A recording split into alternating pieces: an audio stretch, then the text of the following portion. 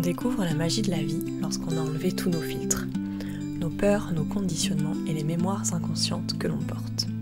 Mais surtout lorsque l'on accepte les situations, nos comportements et ceux des autres sans attente. L'acceptation, c'est la clé du dev perso très souvent oubliée, alors qu'elle nous donne accès à la paix intérieure et la sérénité durable. Dans ce podcast, on va parler développement personnel, énergétique et spiritualité, mais différemment, parce que le dev perso, doudou et bisounours, ce n'est pas celui qui changera nos vies. Alors si toi aussi, tu ne te reconnais pas dans la mode du dev perso, l'accumulation de soins, de guidance ou de tirage d'oracle, mais que tu cherches plutôt à te transformer en profondeur et être pleinement toi, prends ta meilleure tisane et installe-toi confortablement, car ici, c'est fait pour toi. Salut à toi, moi c'est Élise, je suis thérapeute psycho-énergéticienne et coiffeuse holistique. La liberté d'être soi et de vivre une vie kiffante au quotidien, c'est ce qui me motive le plus. Je ne crois pas en la fatalité et pendant ce temps passé ensemble, je souhaite te transmettre l'élan de croire en toi, de te libérer de tes conditionnements et d'enfin vivre ce pourquoi tu t'es incarné. Alors c'est parti pour vivre avec légèreté, joie, foi et sérénité, car je te promets, c'est pas un mythe. Belle écoute à toi. Salut à toi, je suis ravie de te retrouver ce matin pour le dernier épisode de l'année 2024. Et non des moindres, j'ai envie de dire. Pour être tout à fait franche, cet épisode il est très personnel et il est pas du tout préparé. C'est-à-dire que bien sûr j'ai l'idée, je sais ce que je veux partager, mais voilà, il est beaucoup moins préparé et écrit que d'autres. Et j'ai vraiment envie de t'amener cette présence et cette fluidité qui va arriver. Déjà, je voulais vraiment te remercier pour cette fin d'année passée ensemble. C'est vraiment un plaisir pour moi de partager sur le podcast. Et merci pour vos retours, merci pour vos partages, merci pour tout ce que ça vient faire bouger en vous. Et j'en suis très heureuse. Donc, ce matin, j'ai envie de vous partager une grosse étape qui m'est arrivée ces dernières semaines, mais j'ai même envie de dire ces derniers jours dans ma vie. Tu le sais ou non via mon Insta ou par l'écoute des épisodes précédents, il s'est passé énormément de choses ces derniers mois dans ma vie et j'en suis ravie. Vraiment, c'était toute l'intention que j'y mettais, donc c'est génial. Et notamment au travers de ce que je voulais te partager ce matin, c'est sur le fait d'être de plus en plus soi et d'incarner de plus en plus ses valeurs. Je vous ai déjà parlé d'insécurité. Pour moi, le pilier de l'insécurité intérieure, il est très important à prendre en compte parce qu'il régit énormément nos fonctionnements, il nous conditionne et donc ça en découle notre façon d'être, notre façon de réagir, de penser, et de créer notre vie, de prendre nos décisions et de manifester, d'incarner nos rêves, qui l'on est, etc. Brièvement, l'insécurité, elle est issue d'un mode de survie, c'est-à-dire d'un mode où on se sent pas en sécurité pleine, même si le mental nous fait croire que si, on l'est. Moi, je te parle de la sécurité, vraiment une liberté totale, une paix intérieure profonde. Pour moi, c'est ça la vraie sécurité. Pour beaucoup, on est dans des fonctionnements d'insécurité parce qu'on se sent en dépendance vis-à-vis des gens, on se sent peut-être en dépendance vis-à-vis de l'argent, on se sent en dépendance vis-à-vis de certains besoins matériels, etc., etc. Donc les deux piliers, c'est la sécurité ou le penchant inverse, l'insécurité émotionnelle et affective, le premier pilier, et le second, la sécurité ou l'insécurité matérielle et financière. Aujourd'hui, j'ai envie de t'amener mon histoire au travers de ces deux piliers-là. J'ai compris il y a quelques mois, années, que j'étais dans cette insécurité intérieure et donc que ces deux piliers étaient complètement branlants, ils étaient en insécurité totale. Et ça fait des mois et des années que j'élève et que j'avance vers cette sécurité profonde, vers cette paix intérieure.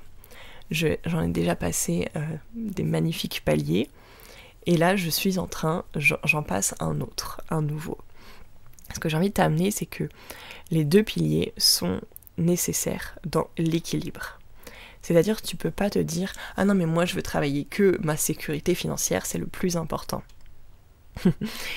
Et je sais ce que je dis, parce que c'est ce qui s'est passé pour moi, entre guillemets. J'ai voulu prioriser ma sécurité financière.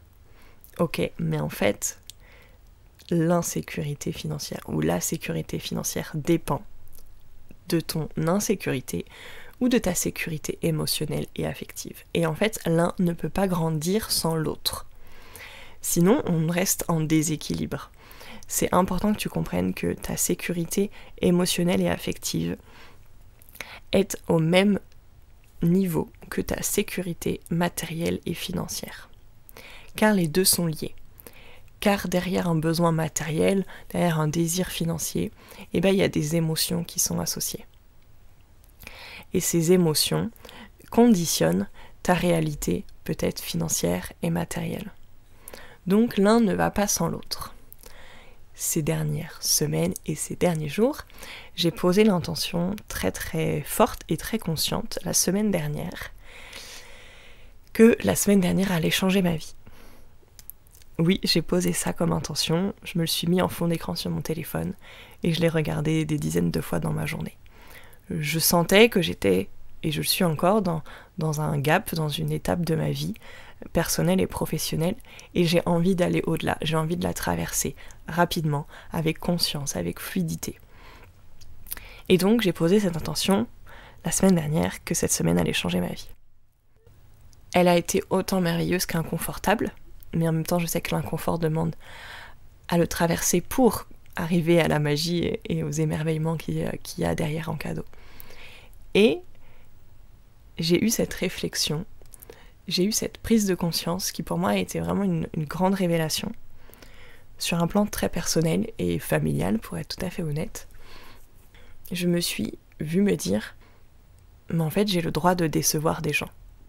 J'ai le droit de décevoir mes parents.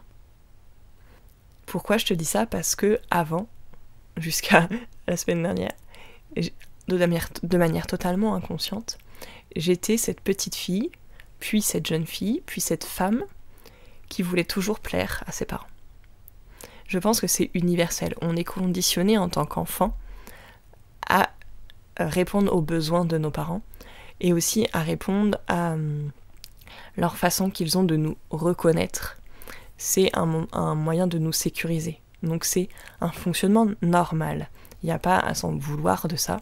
C'est normal en tant qu'enfant de vouloir plaire à nos parents parce que c'est nos parents qui nous maintiennent en sécurité, qui nous nourrissent, qui nous apportent de l'amour, qui nous prennent soin de nous physiquement, de notre santé, etc. Donc on a besoin de leur plaire, c'est-à-dire pour qu'ils gardent une attention sur nous.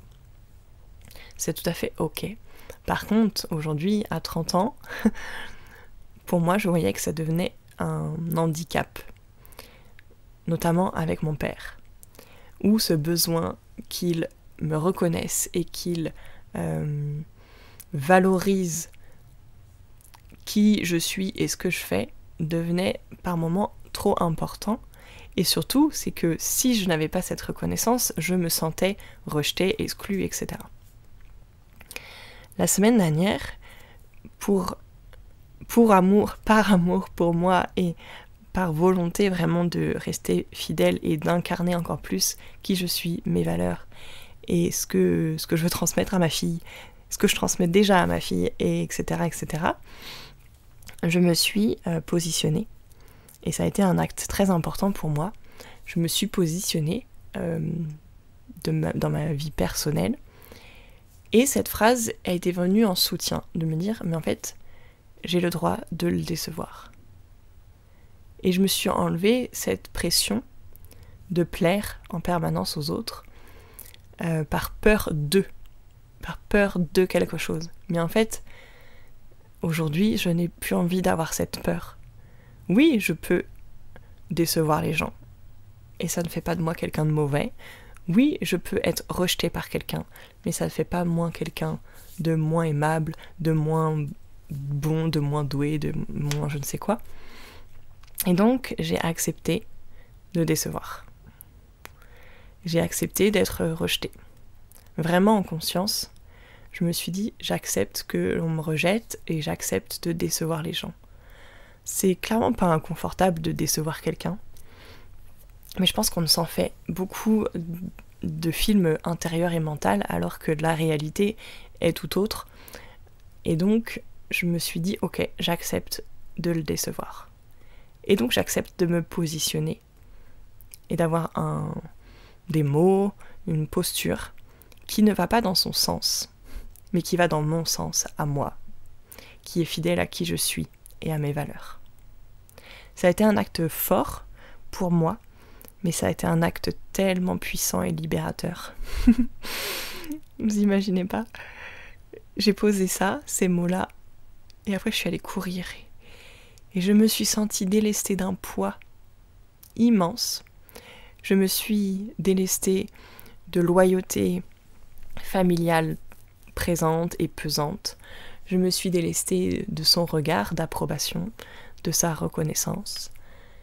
Je me suis délestée de peur et je me suis sentie libre, légère.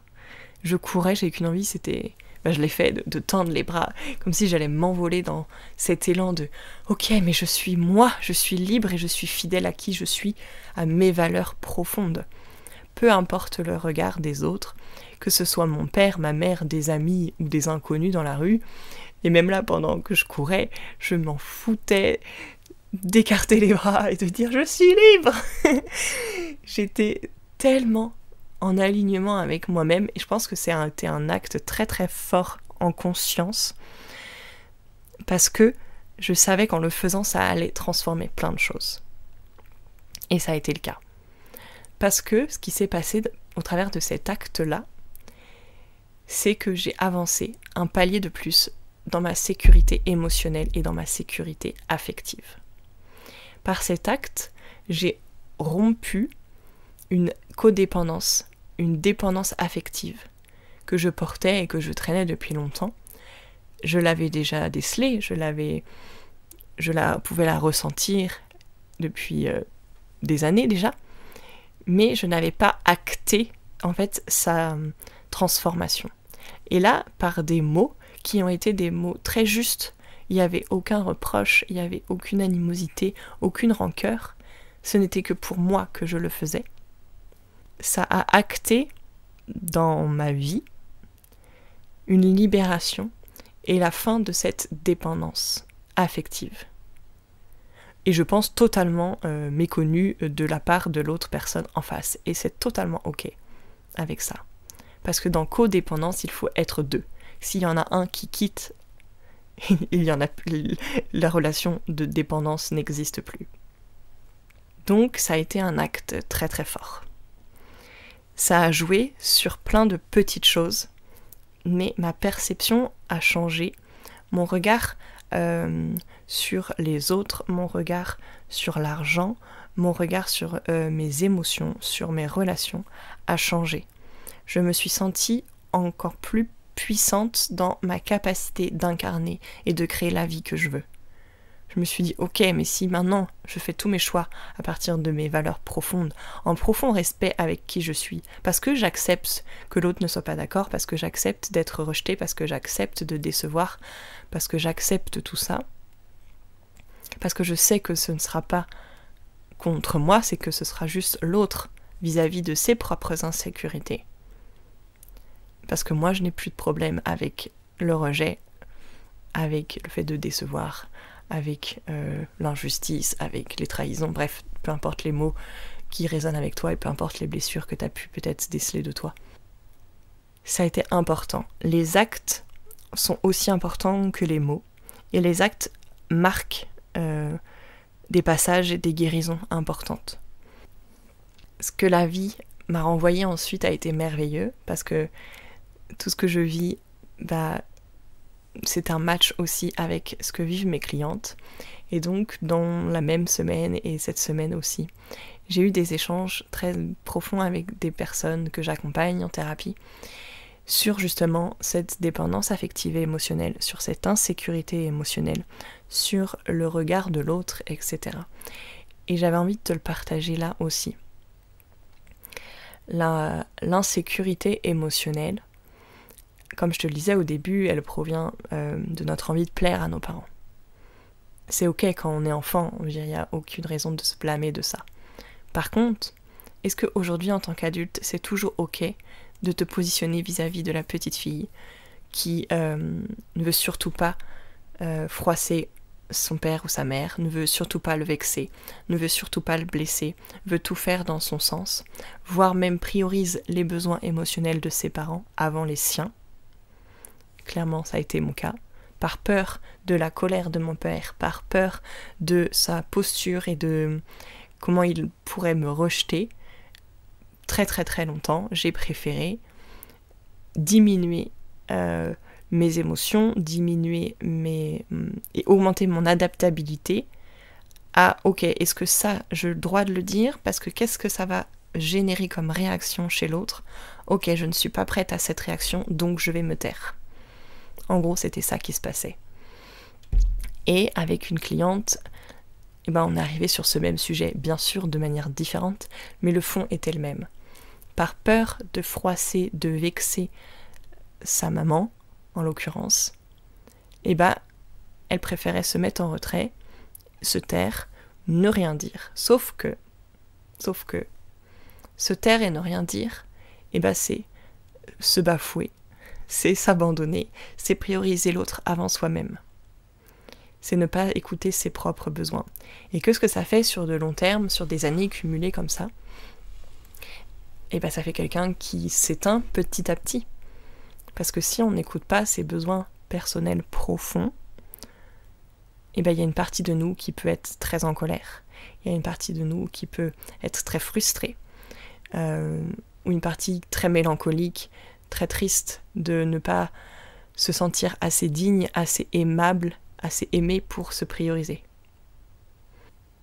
Et surtout, j'en ai fait un post aussi cette semaine, c'est que être responsable ou se croire responsable du bien-être des autres, je fais une petite parenthèse, là je parle de nos parents parce que c'est des relations qui jouent énormément de choses dans notre vie, qui conditionnent énormément et qui demandent vraiment de pouvoir en guérir et de pouvoir les réparer pour vraiment atteindre un niveau de présence, d'éveil, d'amour, etc. puissant. Mais bien sûr, cette dépendance émotionnelle, affective, elle peut se jouer dans toutes les autres relations amoureuses, des relations amicales, des relations professionnelles, etc. Quand on se croit responsable de l'autre, de son bien-être, général, émotionnel, matériel, affectif, etc., c'est que, inconsciemment, on demande à ce que l'autre soit responsable de notre propre bien-être. On est dans une posture où on prend la responsabilité de l'autre et on demande que l'autre prenne notre responsabilité. Or, sur un plan énergétique, c'est vraiment une dissociation totale. Il y a un truc énergétique qui dit dans cette posture « Je suis tellement incapable de me gérer moi-même que je préfère croire que je te gère toi, et toi, tu crois que tu me gères moi. » Et comme ça, on se fait un peu notre tambouille comme ça, et on se fait croire qu'on y arrive et qu'on grandit. Je sais que ça peut être dur à entendre, que ça peut déranger, et c'est totalement ok. Parce que quand tu comprendras ça, ou quand tu le comprends maintenant, et que tu l'intègres à ta vie, dans toutes les relations où tu t'inquiètes profondément de l'autre, dans toutes les relations où tu voudrais que l'autre aille bien, voudrais que l'autre soit heureux, voudrais que l'autre machin, c'est des espaces où tu remets ton pouvoir à l'extérieur et tu veux, toi, avoir le pouvoir sur l'autre. Or, c'est totalement impossible. C'est impossible. Tu n'es responsable que de toi-même. Et même les parents, vous n'êtes responsables que de vous. Vous n'êtes pas responsable de vos enfants.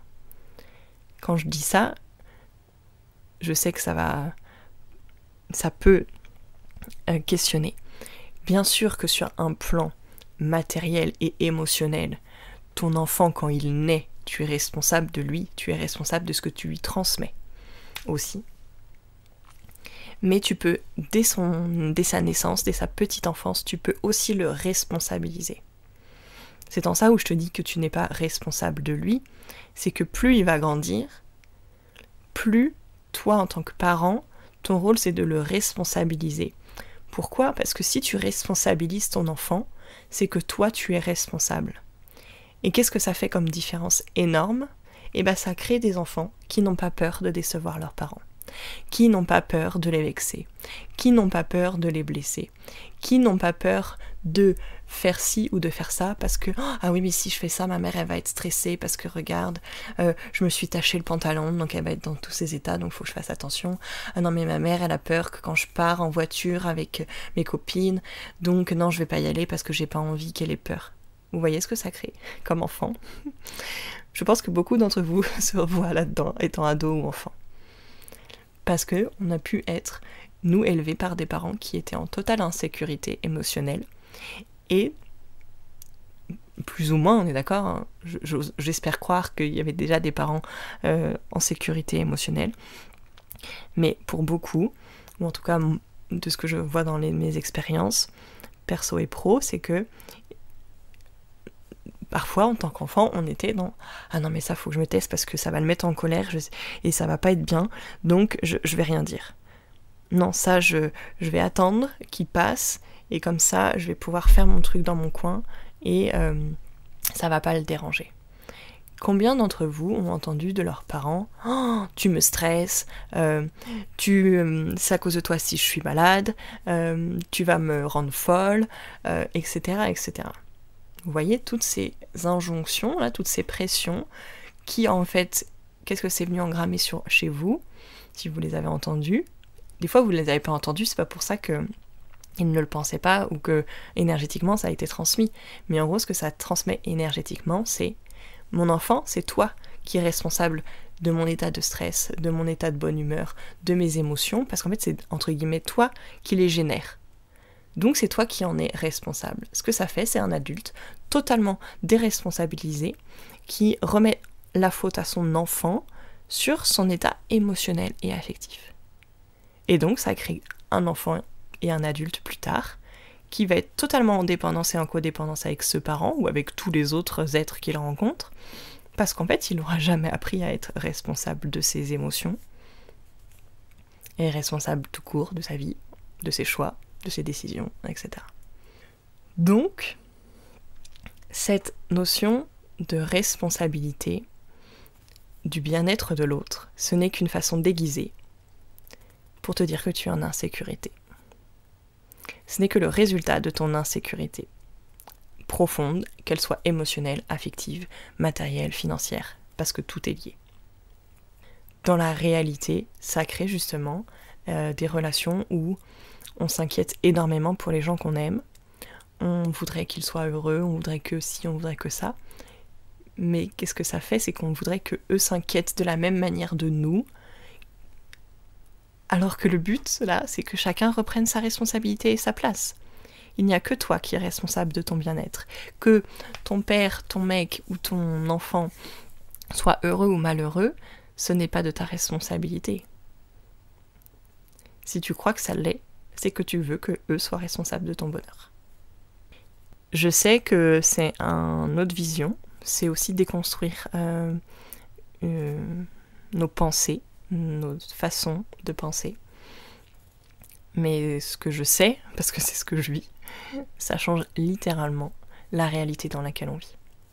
Quand on ne devient responsable que de soi, bien sûr en conscience et en interaction avec les autres, ma fille de 2 ans, je la laisse pas aller faire les courses et voilà, vous avez bien compris. Je m'adapte bien sûr à son âge et à ses capacités, mais par contre je la rends déjà responsable. C'est-à-dire que si elle veut pas mettre de chaussures, ok, bah tu mets pas de chaussures. Par contre, c'est de ta responsabilité. Si t'as froid aux pieds, c'est de ta responsabilité. Si tu es malade, etc. Je la responsabilise. Sans la blâmer de quoi que ce soit. accepter de décevoir les autres, accepter de reprendre sa responsabilité sur sa vie, accepter de rendre la responsabilité aux autres de leur vie, de leur bien-être. Pour moi, c'est un grand acte de foi et d'amour pour soi.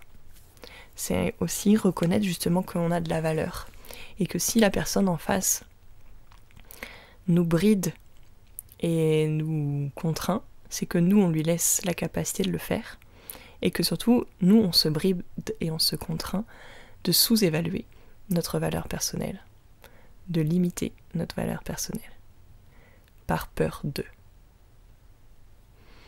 Voilà pour cet épisode, pour cette fin d'année. Je sais que la période de fin d'année, la période des fêtes, peut être parfois l'objet de tumultes familiaux, d'inconfort ou de grande joie, ou les deux, et c'est totalement ok. Mais pour moi, c'était important déjà de partager ce que j'ai vécu, ce que je suis en train de vivre, et de te montrer que tu as la capacité de choisir, tu as la capacité de te choisir, et tu as la capacité de créer ce que tu désires vivre. Le plus grand message derrière tous mes partages, c'est que tu es responsable de ta vie et tu as le pouvoir de créer la vie que tu désires. Tu es puissante et tu as le pouvoir de tout transformer. Et si tu veux tout transformer dans ta vie, ça te demande une chose: d'être responsable de toi, de tes pensées, de tes actions, de tes mots, de tes croyances et de tes actes. Tout ça te rend infiniment puissante et infiniment créatrice. Je vais terminer l'épisode là-dessus. Je vais te remercier vraiment pour ton écoute, pour tous tes partages. Je te souhaite de très belles fêtes de fin d'année. Je te dis à l'année prochaine.